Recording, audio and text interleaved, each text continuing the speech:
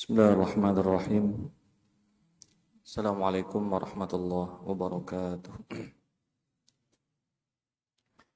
Alhamdulillahi rabbil alamin wa bihi nasta'in ala umuri dunya waddin. Wassalatu wassalamu ala asyrafil anbiya'i wal mursalin sayyidina wa maulana Muhammad wa ala alihi wa sahbihi wa barik sallim ajma'in. Allahumma akhrijna min dhulumatil waham wa akrimna binuril faham.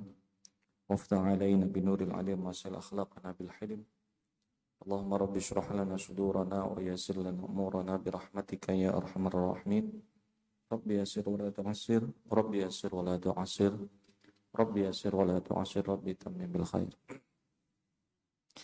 Jamaah salat maghrib yang dirahmati Allah, alhamdulillah bersama-sama kita bersyukur kepada Allah atas segala nikmat yang diberikan kepada kita semua. Pada kesempatan malam hari ini kita dapat bersama-sama berhadir ke masjid kita, berniat beriktikaf melaksanakan ta'lim. Mudah-mudahan apa yang kita kerjakan pada malam hari ini menjadi asbab dosa-dosa kita diampuni oleh Allah Subhanahu wa taala. Segala hajat kita dikabulkan, kita semua diberikan kesehatan, keafiatan, keselamatan, keberkahan. Mudah-mudahan kita semua menjadi orang-orang yang diridhai oleh Allah Subhanahu wa taala. Salawat serta salam tak pernah lupa selalu kita haturkan kepada junjungan kita Nabi besar Nabi Muhammad sallallahu alaihi wasallam. Menyambung kembali kajian kita dalam kajian fikih. Bahasan kita terkait tentang fikih muamalah. Kita sudah bahas di pertemuan yang sebelumnya terkait tentang jual beli. Sebagai pengingat buat kita bahwa salah satu rukun daripada jual beli itu adalah harus ada penjual dan pembelinya, harus ada barang yang dibelinya, kemudian harus ada ijab dan qabul. Itu yang paling dasar. Penjualnya ada. Oke, nanti kalau ada orang jualan, pembelinya ada, penjualnya tidak ada, itu masalah. Tahu nggak Pak? Jual beli itu syaratnya penjualnya ada, pembelinya ada. Kalaupun nanti misalnya penjualnya di tempat mana, satu pembelinya di satu tempat mana, dalam konteks fikih kekinian, misalnya kayak jual beli online, interpretasi tentang dalam satu tempat itu bisa dimaknai walaupun tidak di satu tempat, tapi masih di satu waktu kesepakatannya, itu mungkin. Mungkin yang satu di Surabaya, satu di Samarinda. Tapi masih satu waktu, masih punya kesepakatan yang sama. Dan itu secara langsung, itu tidak masalah. Ini yang dimaksud rukunnya adalah penjualnya ada, pembelinya ada memang. Walaupun secara langsung. Nanti ada kita itu Pak, jual beli penjualnya tidak ada, pembelinya ada. Tahukah ini Pak? Ayo sudah, taruh aja di situ tempat duitnya. Ini barangnya, ambil sendiri. Penjualnya yang mana ini? Penjualnya mana? Pembelinya ada. Sementara rukun jual beli itu penjualnya ada, pembelinya plus ada. Masih belum, Pak? Belum dipahami kayak yang tadi. Apa contohnya Pak? Penjualnya tidak ada, pembelinya ada. Pian buka warung. Habis itu pian tinggal. Kasih tahu, ini tempat duitnya, ini barangnya. Ambil sendiri. Paham nggak Pak?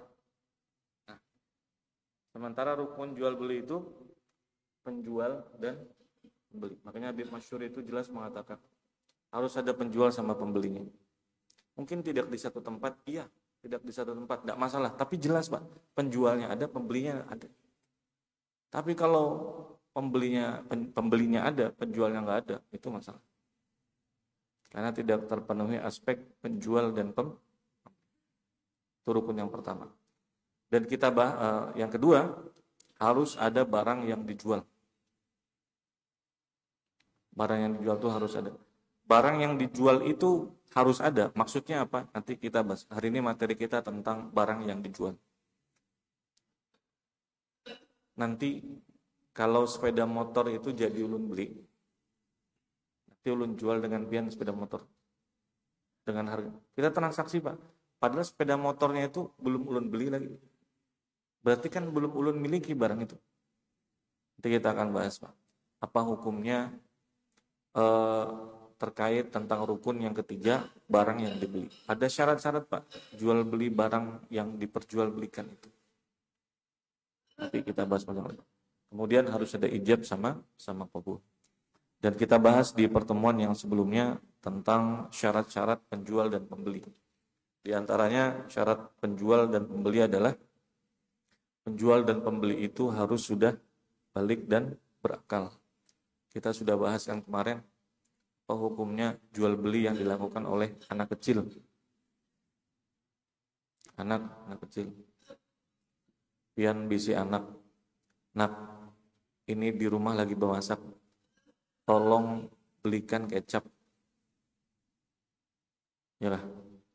Nak, tolong belikan garam. Boleh lah, Pak? Nah, mungkin pertanyaannya begini. Pernah lah begini, Pak? Nak, tukarkan abah rokok. Berapa? Seselop. Berapa selop, Pak? Satu selop tuh.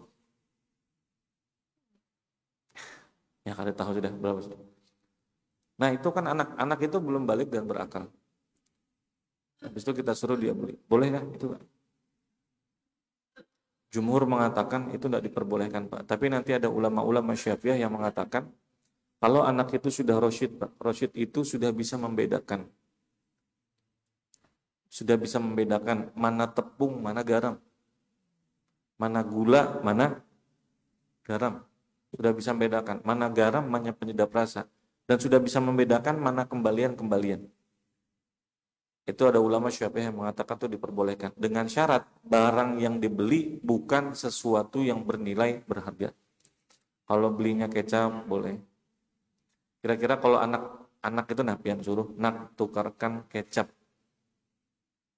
Habis itu kita kasih duit 50.000. Habis itu kita bilang kembaliannya mana, nak? Kada dia aja deh.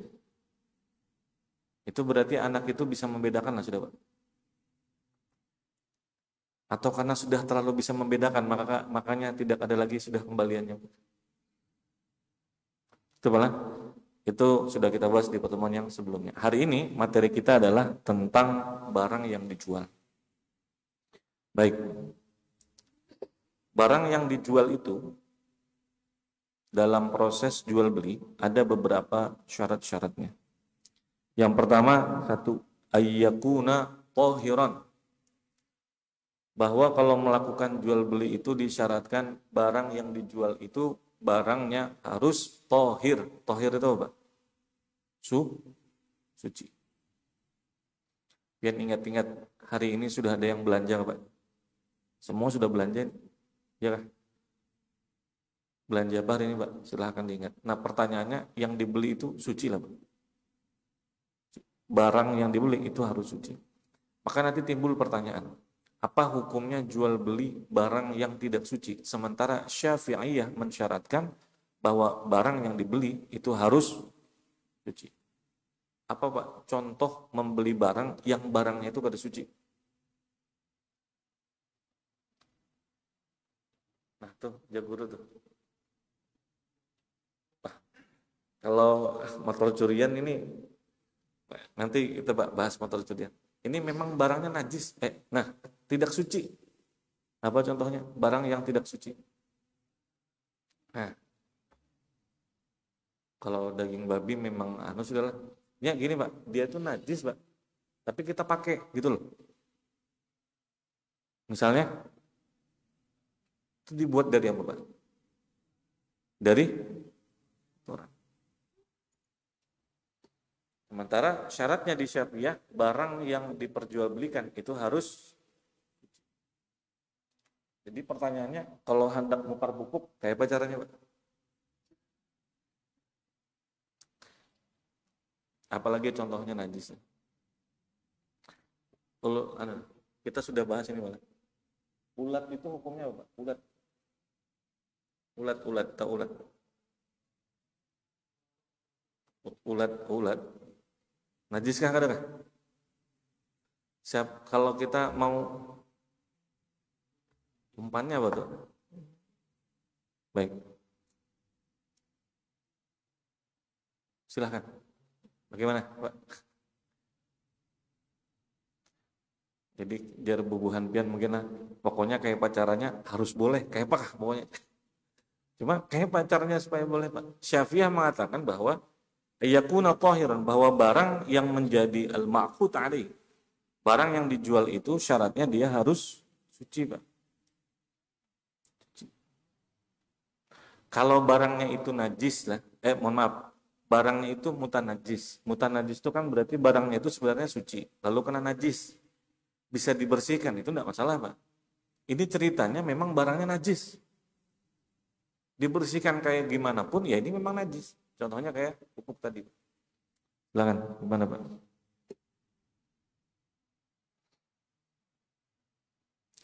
Solusinya ada dua. Solusi yang pertama satu, melakukan bai'ul mu'athah. Menurut pendapat yang mengatakan bahwa bai'ul mu'athah itu hukumnya boleh. Misalnya Al-Imam Nawawi. Apa itu bai'ul mu'athah, Pak? Yang satu kasih duit, yang satu kasih pupuk.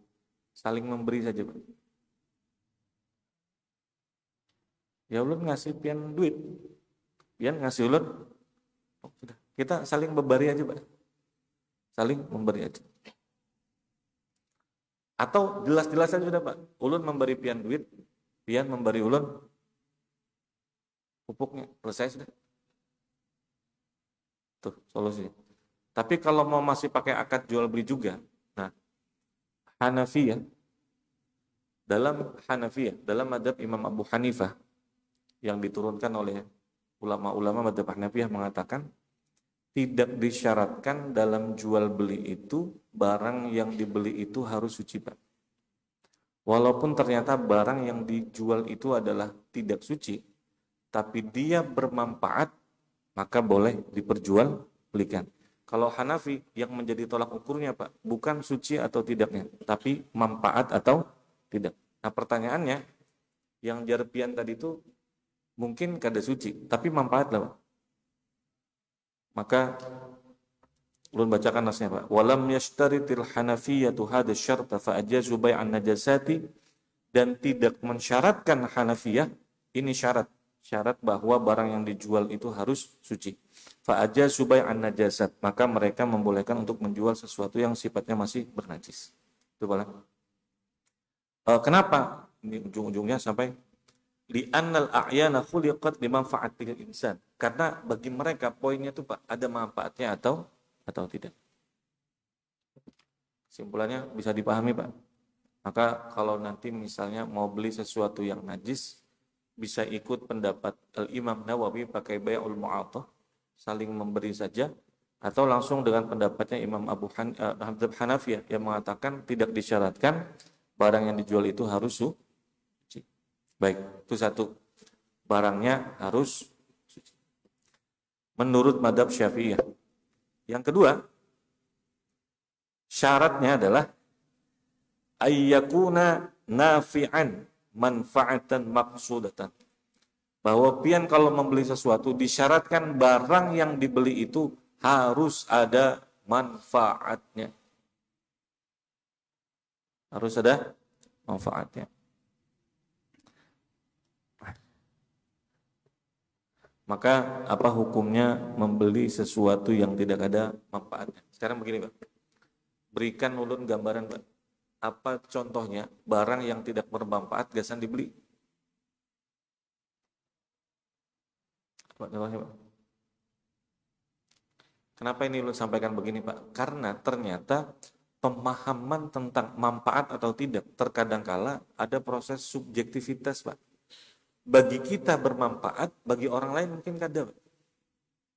Lah, tapi ada yang nanti memang secara objektif semua orang mengatakan barang itu tidak ada manfaatnya. Baik. Apa hukumnya beli apa Pak? Beli petasan misalnya. Apa? Langsung aja Pak disampaikan. Apa? Nah, ibu-ibu lah. Nah, makanya tadi Jarulun Pak, coba kasih contohnya. Kenapa? Karena kadang subjektif Pak. Bagi kita kadang bermanfaat, tapi bagi pihak lain mungkin manfaat. Apa tadi Bu contohnya Bu? Nah, menurut Sidin kadang bermanfaat Pak. Dan buang-buang duit pula. Mubazir dan mubadir, buang-buang duit, merusak kesehatan, apalagi Bu? Nah, sudah. Dan lain-lain. Tapi bagi yang memakai bermanfaat lah kira-kira. Kepala lagi pusing, konsentrasi lagi pecah, keluar semat. Habis itu tenang.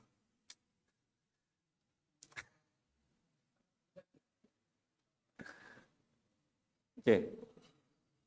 Nanti ini turunannya para jamaah. Oke, sudah dapat pola. Lalu yang Anda perlu sampaikan di poin ini adalah bahwa ada yang memang sudah disepakati oleh kita semua bahwa itu tidak bermanfaat. Ada nanti yang bagi kita Pak, itu tidak bermanfaat, tapi bagi orang lain mungkin ada manfaatnya. Itu dari pihak ibu-ibu lah. Sekarang kalau pian balik Pak, ada Pak, bagi kita bapak-bapak ini itu ada bermanfaat, tapi bagi ibu-ibu bermanfaat. Contohnya Bapak.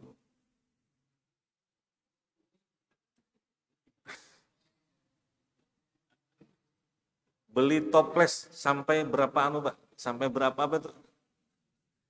Di rumah itu sudah ada 12 kapling toples itu Pak, 12 kapling. Toples. Mereknya apa Pak toplesnya Pak? Yang pokoknya bila pian pinjamkan ke orang lain harus balik. Nah, itu apa mereknya Pak? Nah itulah mereknya. Ya kada boleh sebut merek Pak aja. Oke. Di rumah itu sudah ada 12. Dari yang paling besar sampai yang paling kecil. Habis itu karena besok libur diajak berjalan.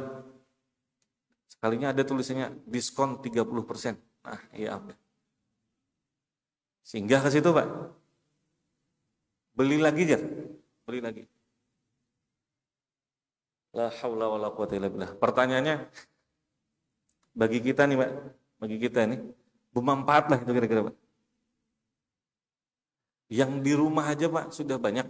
Nukar lagi, bermanfaat lah kira-kira, Pak. Ibu-ibu bermanfaat lah itu kira-kira, Bu. Manfaat gak sih, Din? Biar ada manfaatnya. Pas hari raya atau apa. Itu subjektivitas tentang manfaat ya Pak. Tapi diakui atau tidak Pak, kita memahami dalam yang dimaksud manfaat di sini bukan tentang itu Pak. Tapi nanti memang ada sesuatu yang disepakati oleh kita semua bahwa itu ada bermanfaat dan kada cocok dibeli. Contohlah, anak pian datang ke rumah, Mak, saya habis beli 300.000. Beli apa pian? Beli anak kucing. Masih mending Pak. Mau aja pian tahu ikan bendot nggak Pak? Tahu ikan bendot Pak? Ikan yang diselokan itu nih. Ikan yang diselokan bendot.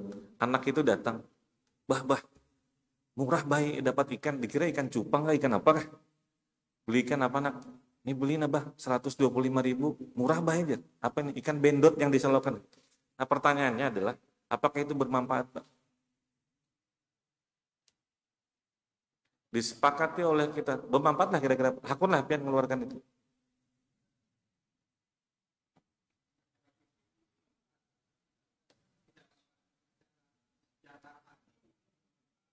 Nah, ini tasawuf ini malah. Makanya Pak, nanti ada yang menurut kita tidak manfaat, bagi orang lain manfaat Pak. Bagi orang lain manfaat.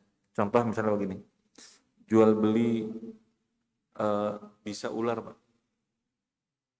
Bisa ular itu. Jadi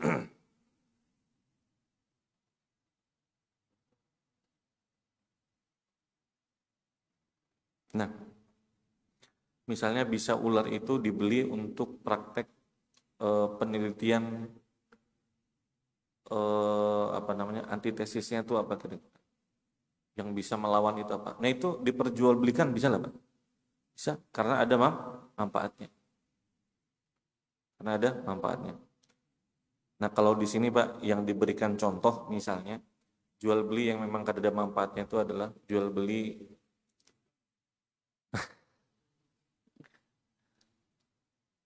kita analisis Pak. Jual beli apa tadi Pak? Bermanfaat lah kira-kira Pak. Nah, contohnya ngaring-ngaring apa tadi Pak? Nah, tuh, dengarkah ibu-ibu? Nah, itu bermanfaat lah kira-kira.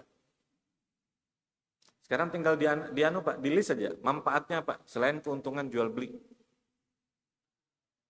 Satu, apa manfaatnya Pak? Wah, itu dah Pak. Mantap nih. Satu, menyenangkan hati orang lain aja.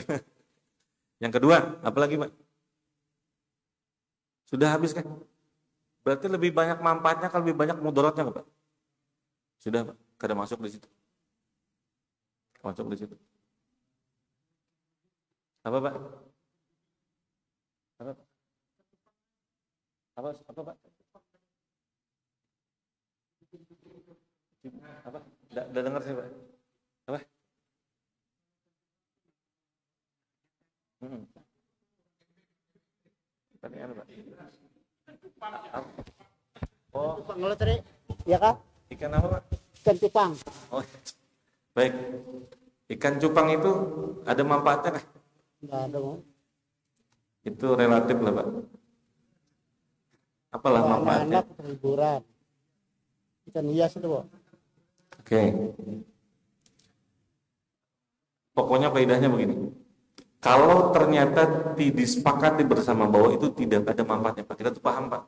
Mana manfaat yang dibikin-bikin, mana paham kalau Pak. Kita tuh hati nurani kita tuh tahu Pak, mana manfaat yang dibikin-bikin. Wah, bibis ini. Padahal kan ada manfaatnya sama sekali. Ada manfaatnya sama sekali.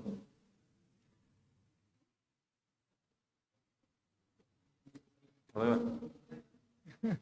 Lagi gimana? Ini lah. Ini yang berapa nih? Yang seri 5 kah, seri 4 kah ini Pak? Seri berapa? Pak, kalau yang seri 3, seri 2, itu yang main kekalahan Pak. Ini semakin mahal yang main semakin tua Pak. Ini yang main nih. Baik, pertanyaannya. Tanya aja ke hati nurani kita. Adalah manfaatnya. Baik, satu, hiburan. Yang kedua,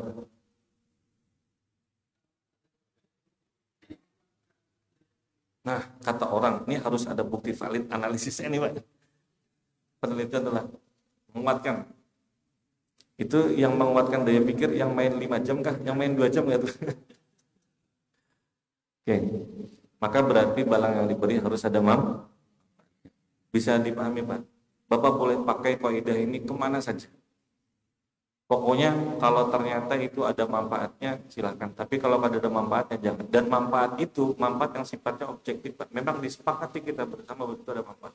Atau bagi sebagian orang bermanfaat, bagi lain yang tidak. Tapi dalam sifatnya memang manfaatnya itu nyata. Di bisa ular itu kan bagi kita kada bermanfaat, tapi bagi kedokteran yang meneliti mungkin, bagi ilmuwan itu sangat bermanfaat. Silakan. Oke. Dan kalau baca di fikih ini Pak, ulun sebutkan contohnya di sini Pak, sakit kepala langsung. Wah, itu masuk juga itu. Yang penting harus ada manfaat. Baik.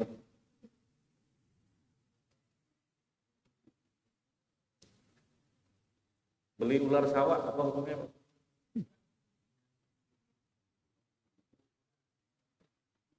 Beli ular apa ular sawah?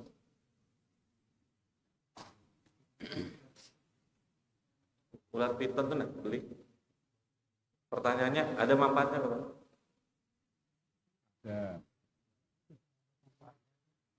Malah makan manusia.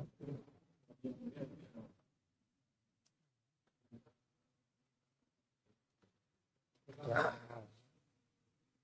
Dulu Pak, dulu ya. Dulu kami di rumah itu pelihara ular piton. Jadi saya rebahan itu di atas sini ini ular piton. Karena adik saya itu penggemar ular Pak. Nggak paham saya. orang itu penggemar apa gitu kan, penggemar apa, dia penggemar apa itu, ular di rumah itu, ular piton.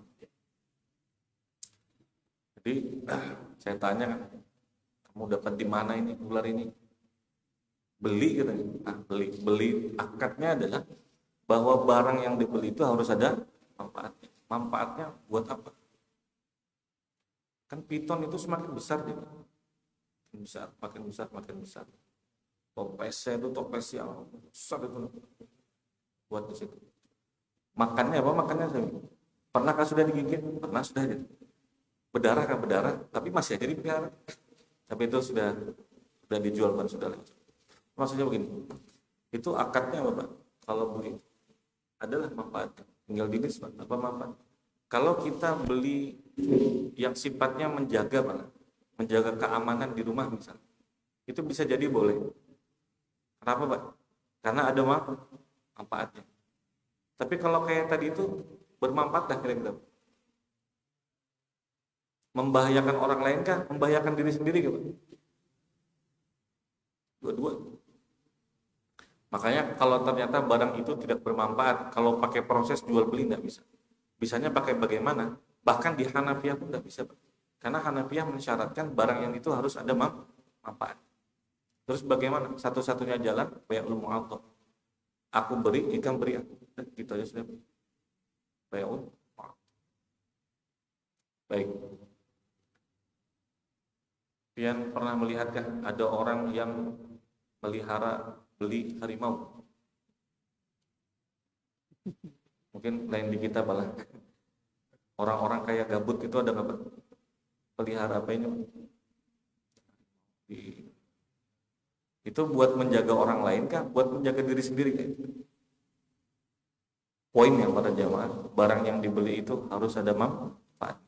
Silahkan lihat Pak kita. Dan ini sebenarnya dalam ajaran tasawuf disuruh. Kalau mau beli sesuatu itu Pak, tanyalah kira-kira manfaatnya ada nggak? Manfaatnya bukan cuma manfaat dunia, tapi juga manfaat. Jangan suka mengumpulkan barang. Jangan suka mengumpulkan barang. Sudah ada, belilah. Sudah ada, belilah. Itu silahkan dilanjutkan nanti. Oke.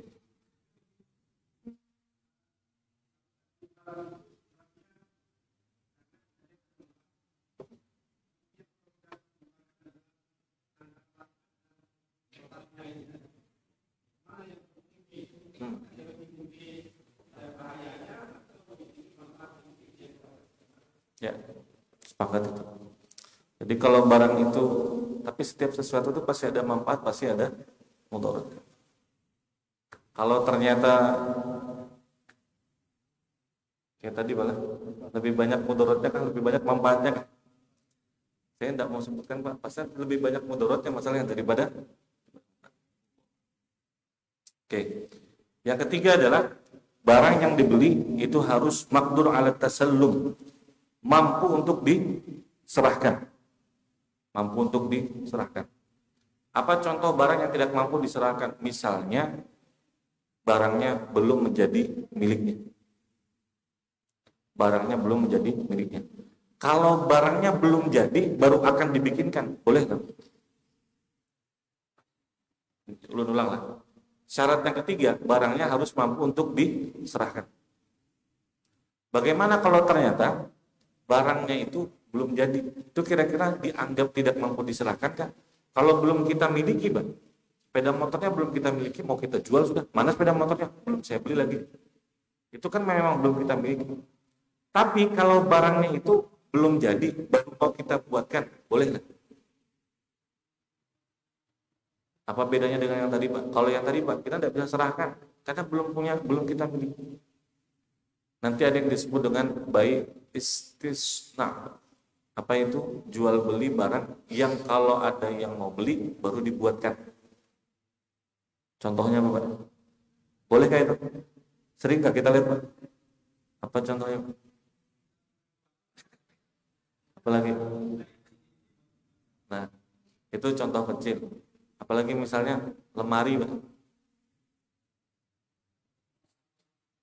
Dibuatkan Pak. Boleh kan? Boleh. Tapi syaratnya semuanya harus menepati dengan janji. Disebut dengan baik istisna. Baik, terakhir syaratnya adalah barang yang dijual itu harus jelas diketahui, satu, jenisnya, yang kedua kadarnya, yang ketiga sifatnya. Barang yang kita beli itu harus jelas, Pak. Jenisnya ini apa ini? Harus jelas. Karena ada barang itu yang mungkin mirip-mirip jenisnya. Yang kedua, kadarnya harus jelas, ukurannya harus jelas. Yang ketiga, sifatnya juga harus jelas. Supaya tidak ada yang merasa tertipu ketika dia membeli. Maka kalau barangnya itu tidak dilihat, bolehkah dibeli? Barangnya tidak dilihat, bolehkah? Dengan syarat harus diketahui. Bagaimana cara mengetahui? Bisa dengan dulu pernah melihat.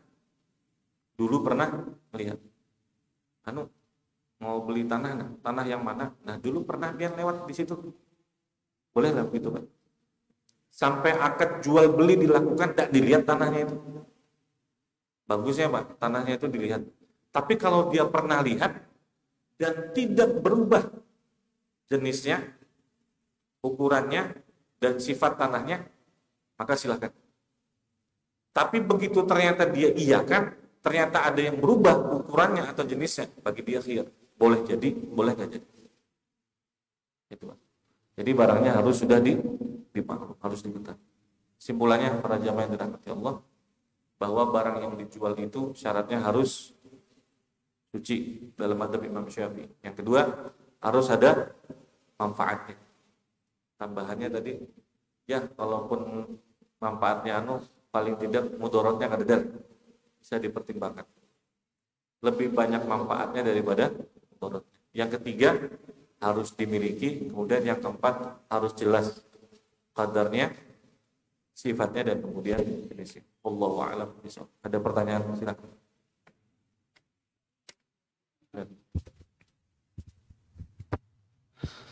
Assalamualaikum warahmatullahi wabarakatuh. Terkait bai'ul mu'attah tadi Ustaz, itu ada batasan atau qadarnya kah? Batasan qadarnya? Batasan apa tuh, Ustaz? Nilainya. Baik. Belum bacakan nas tentang bai' mu'attah. Bai' mu'attah adalah alla yujada lafdun minal aqidain, tidak ada lafaz antara dua orang penjual dan pembeli asna al-bai', ketika jual beli. Jadi sebenarnya bai'ul mu'attah itu fokusnya adalah bukan tentang ukurannya berapa. Itu maksudnya kalau Ustaz Pian tadi itu ada ukuran batasannya gitu kan. Jadi fokusnya bukan di situ, tapi fokusnya itu adalah bahwa tidak ada lafaz ijab qabul antara penjual dengan pembeli ketika terjadi jual beli itu. Sudah kayak gitu aja. Berdiaman aja. Orang jual beli kan harus ada ijab sama qabul. Itu sebenarnya menurut jumhur tak boleh. Walaupun ada yang mengatakan boleh. Di antara yang mengatakan boleh adalah Al-Imam Nawawi. Allahu a'lam. Itu Ustaz. Allah. Wah, banyak ini kisah mercon lagi kan? Wajib banget.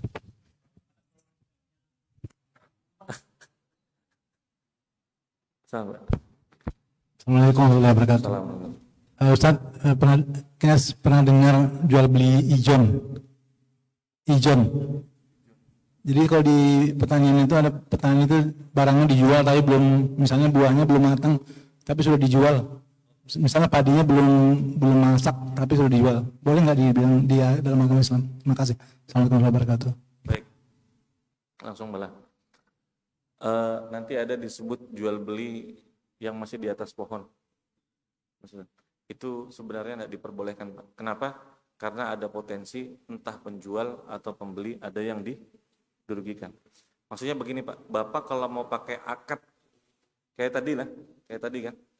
Jual pupuk itu kalau mau pakai akadnya jual beli bermasalah kalau. Tapi kalau mau pakai akad yang lain silahkan. Nah sekarang kalau mau pakai cara Pak, dengan cara jual beli, barangnya masih di atas pohon, atau yang tadi malah, dan kita belum tahu panen itu bahkan berhasil atau tidak. Tapi karena takut diambil orang lain, kita beli Pak. Itu potensinya ada dua. Bisa merugikan bagi yang punya pohon, atau merugikan yang membeli. Bisa jadi untung banyak, bisa jadi rugi banyak. Sebenarnya tidak boleh. Karena syarat jual beli itu adalah harus tahu Pak. Harus tahu jenisnya, sifatnya, dan kemudian kadarnya. Barang yang, kecuali memang pian niat mau beli mentahnya Pak, silahkan kalau memang niat mau beli mentah. Tapi kalau kita beli Pak, beli bahapal aja. Masak kadar. Sama kayak tadi kan Pak. Barang yang kita beli itu sudah jelas belum Pak? Masak atau tidaknya? Belum jelas kalau Pak. Ini. Itu yang di atas itu aku belilah.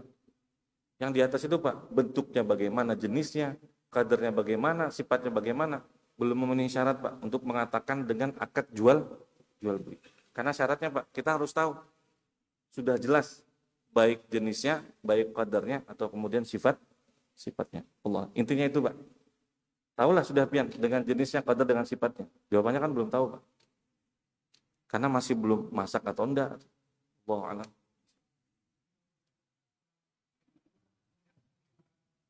Kenapa Pak? Kalau? Oh boleh. Kalau memang mau beli yang itu, ya silahkan. Ini ceritanya Pak, bukan mau beli itu. Makanya nanti yang membuat tertipu siapa Pak? Wah, ternyata begini. Kukira ternyata kada. Nah itu yang dihindari Pak. Tapi kalau memang niatnya mau beli yang begitu, ya silahkan. Contohnya, kita memang mau beli mentah. Boleh kan Pak? Ada masalah. Dapatnya memang seperti yang kita mau. Allah, itu Pak. Kan, ini masalah barter, Ustaz. Misalnya contohnya sembako dengan sayur atau sembako dengan buah. Adakah akadnya itu? ada Pak. Karena zaman dulu itu bukan uang dengan uang Pak. Zaman dulu itu bukan uang dengan uang, tapi barang dengan barang. Cuma kemudian barang itu dikonversi dengan mata uang. Dulu barang dengan barang Pak, ditukar. Penduduk Madinah datang membawa pakai apa misalnya, nanti kemudian dibawa balik dengan barang yang lain. Jadi pakai akad yang mana? Kalau mau belinya pakai tapi ukurannya harus jelas Pak. Ukurannya harus jelas. Paling tidak nilainya itu tidak merugikan salah satu. Allah.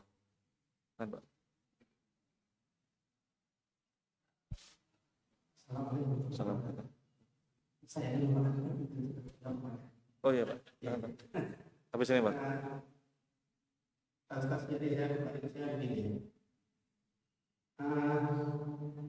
Jual beli ini kita bisa ambil manfaatnya dulu kan? Kita bisa sama-sama. Kita kalau di makan restoran, kebanyakan kita makan dulu. Nah setelah kita pesan tadi, itu kita tidak pesan dengan harga yang tertentu, kalau seperti itu. Terus setelah disajikan kita makan, terus ternyata kita kecewa dengan harga yang kita bayar lebih mahal daripada yang bisa kita. Itu bagaimana niatnya? Baik. Jadi sebenarnya dalam akad jual beli itu Pak, Anda baru boleh untuk memanfaatkan apa yang kita beli setelah kita bayar. Itu akadnya Pak. Anda baru boleh memanfaatkan nikmatnya transportasi kalau sudah bayar tiketnya. Bayar dulu tiketnya, baru nikmati. Dan itu yang dijalankan oleh perusahaan-perusahaan besar. Itu jarulun, bisa lah pian naik pesawat, begitu naik bayarnya belakangan aja lah, sudah sampai kan hanya bisa kah? Diturunkan di mana pian? Sama dengan makan. Makan itu harusnya Pak, kita baru boleh memanfaatkan makanan itu kalau kita sudah bayar. Harusnya Pak, bayar dulu supaya jangan ada yang itu Pak. Jadi memang seharusnya bayar dulu. Baru si yang punya barang, yang menjualnya itu bisa merasakan manfaat uangnya, dan kita juga bisa merasakan dengan manfaat yang dia berikan. Sama-sama sudah beri Pak. Tapi kalau kita makan dulu, kemudian kecewa, kemudian bayar belakangan, itu beda Pak. Karena kita sudah mengambil haknya dia, sementara dia belum mengambil apa yang menjadi haknya dia. Bayar dulu, baru makan. Sama pian naik angkot kan, bayar dulu. Baru kemudian, seharusnya begitu Pak. Harus kalau Pak, silakan Pak.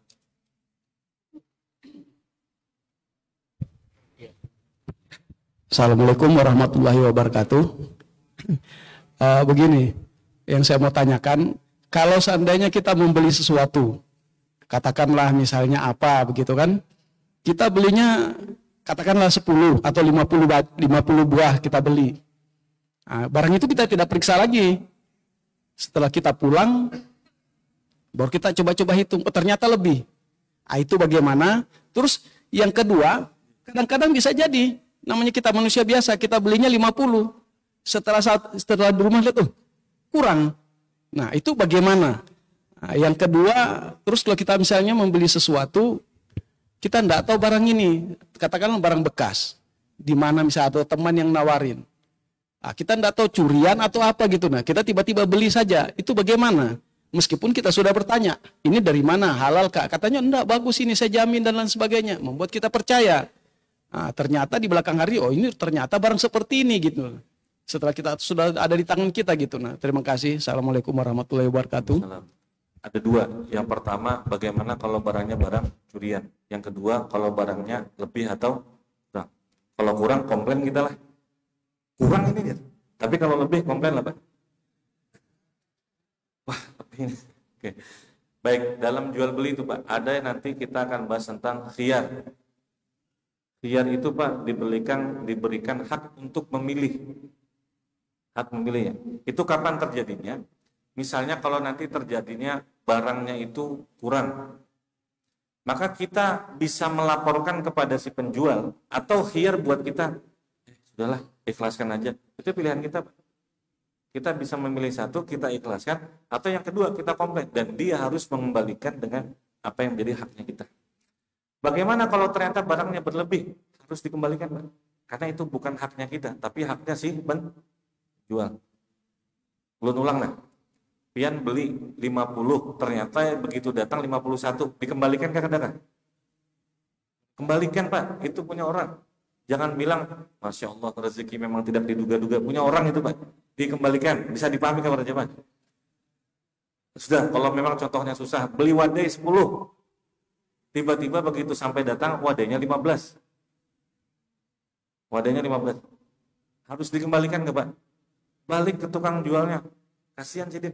Pak, tadi ulun kayaknya pian salah hitung. Ternyata kuenya 15. Oh Bu, memang sengaja ulun beri sisa nih buat pian. Nah kalau kayak gitu, sudah Pak, ikhlas sudah. Baik, bagaimana kalau ternyata kemudian barangnya itu adalah barang curian? Maka kita berhak untuk mengembalikan Pak. Karena bukan berhak untuk mengembalikan, tapi kita harus mengembalikan. Karena dia menjual barang yang bukan miliknya. Sementara syarat jual beli adalah barang yang dijual adalah harus barang miliknya. Bisa dipahami Pak? Tapi kita tidak tahu. Begitu tahu Pak, balikan. Karena bila ada yang kembalikan, jadi tangkap kena itu. Jadi penadah jadi. Itu Pak. Sekarang sudah tahu kan Pak? Oke, contoh.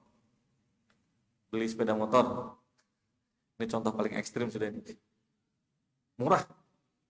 Harga sepeda motor itu second itu rata-rata 21 juta atau 17 juta. Tiba-tiba ada orang menjual 4 juta. Seharusnya kita curiga lah itu Pak. Harusnya kan curiga. Tapi dapat harga murah. Kenapa murah? Ya karena kita kawan makanya berjual murah aja. Beli kita. Begitu kita beli Pak.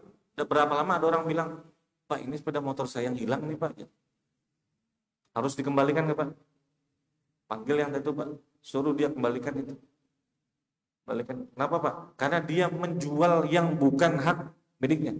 Sementara syarat jual beli adalah sepeda motor yang dia jual adalah harus sepeda motor yang dia bukan. Nah kira-kira Pak, kalau kita tetap pegang sepeda motor itu, ditangkaplah kira-kira.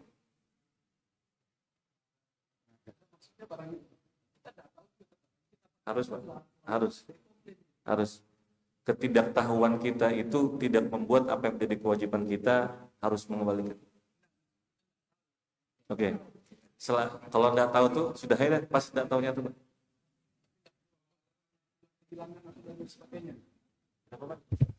Tidak ada juga orang mengaku bilang kehilangan apa, cuma kita sama-sama tidak tahu aja. Nah, tapi kita memang tidak tahu. Tidak ada klaim. Selama tidak tahunya sudah Pak.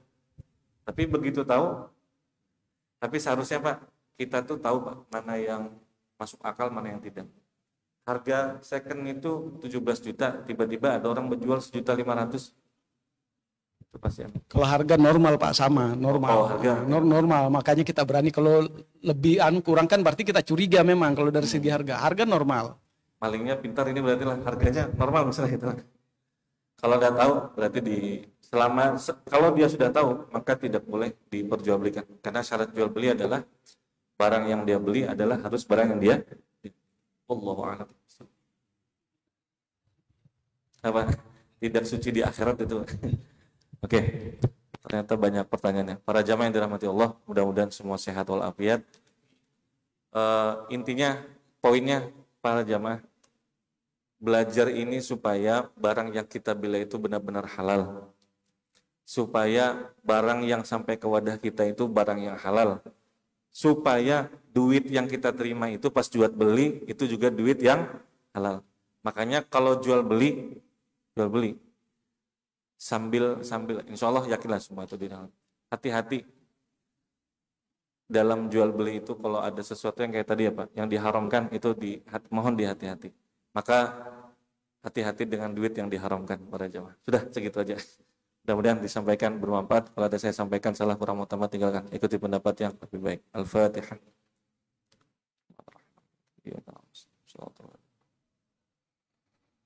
Bismillahirrahmanirrahim. Alhamdulillahirabbil alamin. Allahumma shalli wa sallim mubarik ala sayyidina Muhammad wa ala alihi wa sahbihi wa barik wa sallim. Allahumma inna nas'aluka ridhaka wal jannata wa na'udzubika min sakhatika wan nar. Allahumma innaka afuwwun karim tuhibbul afwa fa'fu anni karim. Sallallahu alaihi wasallam Muhammad sallallahu alaihi wasallam. Alhamdulillahirabbil alamin. Taqabbalallahu minkum.